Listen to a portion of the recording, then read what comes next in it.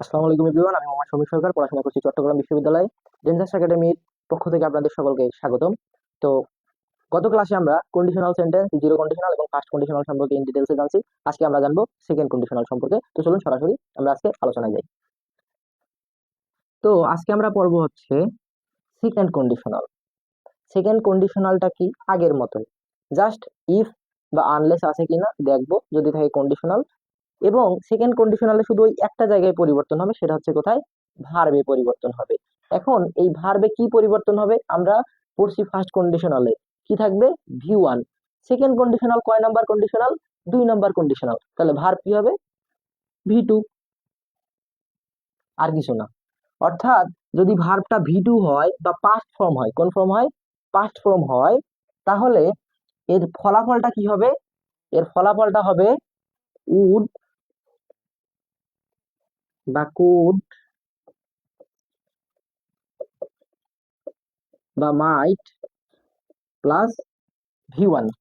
অর্থাৎ যদি শর্তমূলক বাক্যে ভার্বটা হয় ভি টু, তাহলে এর ফলাফলটা হবে উড অথবা কুড অথবা মাইট প্লাস ভি ওয়ান, আর কিছু না। যেমন আমরা যদি দেখি, if you came, I might go. যদি তুমি আসতে, তাহলে আমি যেতাম। দেখেন, এই যে কেম, কেমটা ভার্বের কয় নাম্বার ফর্ম? কেমটা হচ্ছে ভার্বের 2 নাম্বার ফর্ম। তাহলে কি বসবে? উড কুড মাইটের মাইট বসছে, এবং পরেরটা কি? V one. এটা কিন্তু খেয়াল রাখবেন যে এটা কি, উড কুড মাইটের পর কি হবে? অবশ্যই ভি ওয়ান হবে, ভি টু না। কারণ কি, এই যে উড কুড মাইট এগুলা কোন ভার্ব? এগুলো হচ্ছে মডাল ভার্ব, এবং আমরা জানি যে সকল প্রকার মডাল ভার্বের পরে কি বসে? ভি ওয়ান বসে। চলুন তাহলে কিছু এক্সাম্পলের সাহায্যে বিষয়গুলো আরো ক্লিয়ার করা যাক। তো আচ্ছা, দেখেন সেকেন্ড কন্ডিশনালের 3টা এক্সাম্পল এখানে লেখা হয়েছে। প্রথম যে এক্সাম্পলটা খুবই গুরুত্বপূর্ণ, 13 বিসিএস এ আসছিল, মেডিকেলে আসছিল 95-96 সেশনে, রাজশাহী ইউনিভার্সিটি 9-10, ইসলামিক ইউনিভার্সিটি 10-11 এবং বেগম রোকেয়া ইউনিভার্সিটি 12-13 এবং 14-15 দুইবার এসেছিল। অর্থাৎ অসংখ্য ভার এই প্রশ্নটা এসেছিল। সুতরাং এই প্রশ্নটা আসলে একটা গুরুত্বপূর্ণ প্রশ্ন। চলুন দেখা যাক। If I were you, I dash, I handle the situation more carefully. অর্থাৎ বলতেছে যে ইফ আই ওয়ার ইউ মানে কি, আমি যদি তোমার জায়গায় থাকতাম, আমি যদি তোমার জায়গায় থাকতাম, I handle the situation more carefully, আমি সিচুয়েশনটাকে বা পরিস্থিতিটাকে আরো কি সতর্কতার সহিত কি করতাম? হ্যান্ডেল করতাম। তো এখানে যে হ্যান্ডেল ভার্বটা আছে, এটাই মূলত পরিবর্তন হবে। এটা একটা কন্ডিশনাল সেন্টেন্স ইফ আছে। এখন আমরা তাহলে কিভাবে দেখবো? অপশনগুলো আগে দেখি। উড হ্যান্ডেল আছে, উইল হ্যান্ডেল আছে এবং উড হ্যাভ হ্যান্ডেল আছে।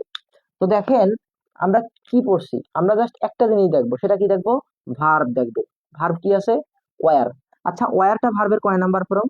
2 নাম্বার ফর্ম। ওয়াজ ওয়ার, এটা হচ্ছে পাস্ট ফর্ম। তাহলে আমরা কি বলছি, যদি ওয়ার থাকে অর্থাৎ ভি টু থাকে, তাহলে কি হবে?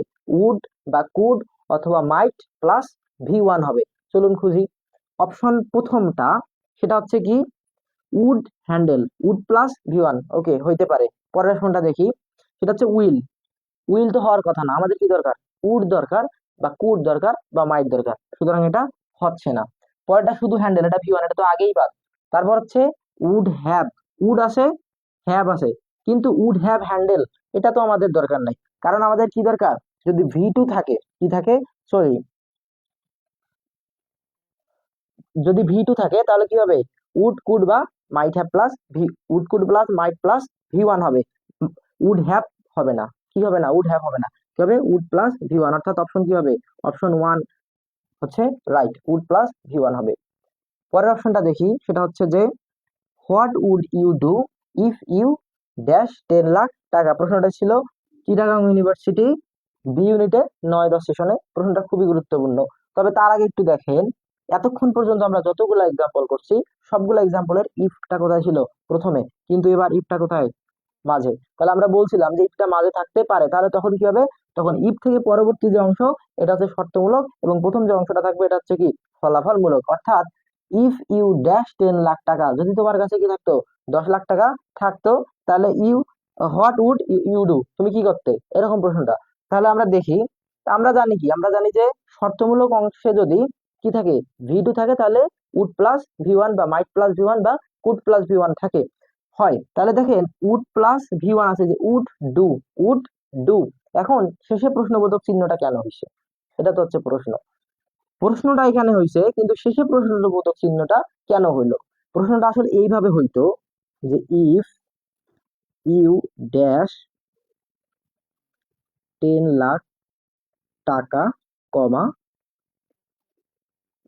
হোয়াট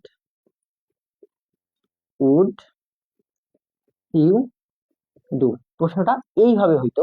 তো পরীক্ষার হলে যদি মিলাইতে না পারেন, তাহলে রাফ করে ইফের যে অংশটা এটা প্রথমে লিখবেন, কমা দিবেন, তারপরের অংশটা লিখবেন। এতে করে আপনাদের বুঝতে সুবিধা হবে, যদি খুব বেশি সমস্যা হয় আর কি। তাহলে দেখেন, ইফ ইউ ড্যাশ 10 লাখ টাকা হোয়াট উড ইউ ডু। এবার দেখেন খুব সহজে কিন্তু নির্ণয় করা যাচ্ছে। ফলাফল অংশে আমরা কি পাচ্ছি, উড প্লাস ভি ওয়ান পাচ্ছি, কি পাচ্ছি, উড প্লাস ভি ওয়ান। তাহলে প্রথম অংশে যদি ভি টু হয়, পরেরটাতে কি হয়, উড প্লাস ভি ওয়ান। তার মানে আমাদের প্রথম অংশে যদি ভি টু বসাইলে আমাদের উত্তরটা কি হয়ে যাচ্ছে। তাহলে এখানে কি হবে, ভি টু হবে, কি হবে, ভি টু। তার মানে এখান থেকে আমাদের একটা ভি টু বের করতে হবে। তাহলে প্রথম অপশনটা দেখেন, উইন, উইনটা কি ভি ওয়ান, উইনটা কি ভি ওয়ান, সুতরাং এই অপশনটা হচ্ছে না। উইল ওন, উইল, উইলটা হচ্ছে কি ফিউচার, একটা ফিউচার সাইন। উইলের সাথে আবার অন, এটা তো হয়ই না, উইলের সাথে অন হবে না, কারণ কি উইলটা কোন ভার্ব, মডাল ভার্ব, মডাল ভার্বের সাথে কি বসে, ভি ওয়ান, উইল উইন হতো, কিন্তু তাও হবে না। তারপরে অপশনটা দেখেন, হ্যাভ ওন, হ্যাভ তো হবে না, আমাদের কি দরকার, ভি টু দরকার। তাহলে এই যে অপশন সি হচ্ছে রাইট, কি হবে, ওন হবে, কি হবে, ওন হবে। তাহলে মাঝে মাঝে ইফটা মাঝে চলে আসতে পারে, তো বি কেয়ারফুল, খুবই সতর্কতার সহিত এই বিষয়গুলো হ্যান্ডেল করবেন, এবং যদি না বুঝেন তাহলে ইফটাকে প্রথমে রাফ করে তার পরবর্তী অংশটা সলভ করবেন। আশা করি বুঝতে পারছেন। সেকেন্ড কন্ডিশনালের আরেকটা খুবই গুরুত্বপূর্ণ এক্সাম্পল নিয়ে আলোচনা করব। দেখেন, প্রশ্নটা এসেছিল ইসলামিক ইউনিভার্সিটি 11-12 সেশন এবং চিটাগাং ইউনিভার্সিটি 10-11 এবং 13-14 সেশন। চিটাগাং ইউনিভার্সিটি দুইবার এসেছিল। প্রশ্নটা খুবই গুরুত্বপূর্ণ। দেখেন, if I knew the answer dash tell you, অর্থাৎ যদি আমি উত্তরটা জানতাম তাহলে বলতাম। যেমন আমরা যখন পরীক্ষা দিতে যাই, তো পরীক্ষা দিয়ে বের হওয়ার পর আমরা বন্ধু বান্ধবরা জিজ্ঞেস করতাম যে তোরে তো একটা প্রশ্ন জিজ্ঞাসলাম, আনসারটা বললি না। তো তখন ওরা বলে যে আমি যদি আনসারটা জানতাম তাহলে তোকে বলতে পারতাম, অর্থাৎ তুই নিজেই জানে না। তো বিষয়টা এরকম। তাহলে ইফ শর্তমূলক একটা অংশ আছে যে আই নিউ দ্য আনসার, যদি আমি আনসারটা জানতাম, ড্যাশ টেল ইউ। দেখেন অপশনটা, তো এখানে যে নিউ আছে, কি আছে, নিউ, নিউটা ভার্বের কয় নাম্বার ফর্ম, নিউটা হচ্ছে ভার্বের 2 নাম্বার ফর্ম, এটার 1 নাম্বার ফর্ম হচ্ছে কি নো, অর্থাৎ নো, নিউ, নন। তাহলে নিউটা হচ্ছে 2 নাম্বার ফর্ম, আমরা জানি যদি ভি টু থাকে তাহলে উড অথবা কুড অথবা মাইট প্লাস ভি ওয়ান হবে। অর্থাৎ আমরা এখানে গ্যাপে যে ভার্বটা বসাবো, এটা হয় আমাদের উড নিতে হবে অথবা কুড নিতে হবে অথবা মাইট নিতে হবে। আর টেল যেহেতু ভি ওয়ান আছে, অর্থাৎ এখানে আমরা উড কুড মাইট বসাইলেই হয়ে যাবে। ওকে, দেখেন তাহলে প্রথমেরটা হচ্ছে আই অ্যাপোস্ট্রফি দিয়ে ডাবল এল, এটা মানে হচ্ছে আই উইল, এটা মানে কি, এটা মানে হচ্ছে আই উইল। এটাকে যখন শর্ট ফর্মে লেখা হয় সেটাকে কি বলা হয়, আই ডাবল দিয়ে লেখা হয়। সেগুলো বুঝতে পারছেন। যেমন আমরা আই এম কে অ্যাপোস্ট্রফি দিয়ে লিখি, আই এম কে আমরা কিভাবে লিখি, আই দিয়ে এম দিয়ে দেই। আচ্ছা, তাহলে এটা হবে না, কারণ আমাদের কি দরকার, উড কুড মাইট দরকার। পরেরটা দেখেন, আই মাস্ট, কেমনে হয়, আমাদের তো মাস্টের দরকার নাই, এটাও হচ্ছে না। আই ক্যান, এটাও হচ্ছে না। তারপর হচ্ছে আই মে, এটাও হচ্ছে না। এখন কিছুই তো হচ্ছে না। 4 নম্বর অপশনটা একটু দেখি, এখানে যে আছে আই দিয়ে অ্যাপোস্ট্রফি দিয়ে ডি। এখন এইটা হচ্ছে গুরুত্বপূর্ণ একটা বিষয়, কারণ কি আই অ্যাপোস্ট্রফি দিয়ে জি দিয়ে দুইটা জিনিস বোঝায়। কয়টা জিনিস, দুইটা জিনিস বোঝায়। একটা হচ্ছে এটা দিয়ে আই হ্যাডও বোঝায়, আর একটা হচ্ছে কি আই উডও বোঝায়। কয়টা জিনিস বোঝায়, দুইটা। এখন এটা আই হ্যাড না আই উড আমরা কিভাবে বুঝবো, এটা বোঝার একটা একদম সিম্পল টেকনিক আছে। যেমন আমরা যদি দেখি যে আই উড, এখানে কি হবে, ডু বা ডান দা ওয়ার্ক। আবার সেম আর একটা এক্সাম্পল যদি নেই, যে আই হ্যাড ডু বা ডান দা ওয়ার্ক। আচ্ছা দেখেন, এখানে আছে উড, এখানে আছে হ্যাড। এখন কোনটা হবে? দুটাতে অপশন আছে, ডু বা ডান, ডু বা ডান। একদম সিম্পল ভাবে বোঝার চেষ্টা করবেন। যদি মডাল ভার্ব থাকে, কি ভার্ব থাকে? মডাল ভার্ব থাকবে। কোন verb? Modal verb. Can, could, shall, should, will, would, may, might, must, use to, এগুলো হচ্ছে মডাল ভার্ব। কোন ভার্ব? Modal verb. যদি মডাল ভার্ব থাকে সর্বদা ভি ওয়ান ফর্ম হবে। কোন ফর্ম হবে? ভি ওয়ান ফর্ম হবে। এই যে উড, তাহলে এখানে আছে ডু আছে, ডান আছে। কি কি আছে? ডু আছে, ডান আছে। এখন ডু হচ্ছে ভি ওয়ান, ডান হচ্ছে ভি থ্রি, তাহলে হবে কোনটা? অবশ্যই কি হবে? ডু হবে। এখানে ডান হবে না, অর্থাৎ মডাল ভার্বের পর কি হবে?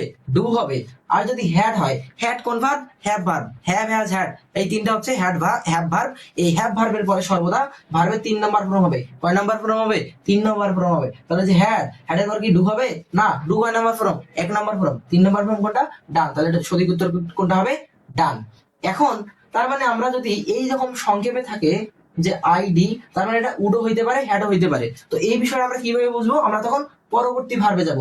পরবর্তী ভার্বটা যদি ভি ওয়ান হয়, কি হয়? ভি ওয়ান হয়, তাহলে এটা হবে উড। পরবর্তী ভার্বটা যদি ভি থ্রি হয়, তাহলে কি হবে? হ্যাড হবে। তাহলে এটা কি হবে? আইডি, তার মানে এটা হচ্ছে উড, এটা হচ্ছে সঠিক আনসার। অর্থাৎ if I knew the answer I would tell you, যদি আমি আনসারটা জানতাম তাহলে আমি তোমাকে বলতে পারতাম। তো সেকেন্ড কন্ডিশনাল নিয়ে আশা করি আপনাদের আর কোনো সমস্যা নেই। তো পরবর্তী লেকচারে আমরা থার্ড কন্ডিশনাল নিয়ে বিস্তারিত আলোচনা করবো ইনশাল্লাহ। ততক্ষণ পর্যন্ত আপনারা রেঞ্জার্স একাডেমির সঙ্গেই থাকুন এবং আমাদের চ্যানেলটাকে ফলো দিয়ে এবং লাইক দিয়ে পাশে থাকুন এবং আপনাদের বন্ধু বান্ধবকে রেঞ্জার্স একাডেমিতে মেনশন করুন এবং আপনাদের জন্য আরো আকর্ষণীয় ক্লাস নিয়ে আমরা সামনে হাজির হবো ইনশাল্লাহ। আসসালামু আলাইকুম সকলকে।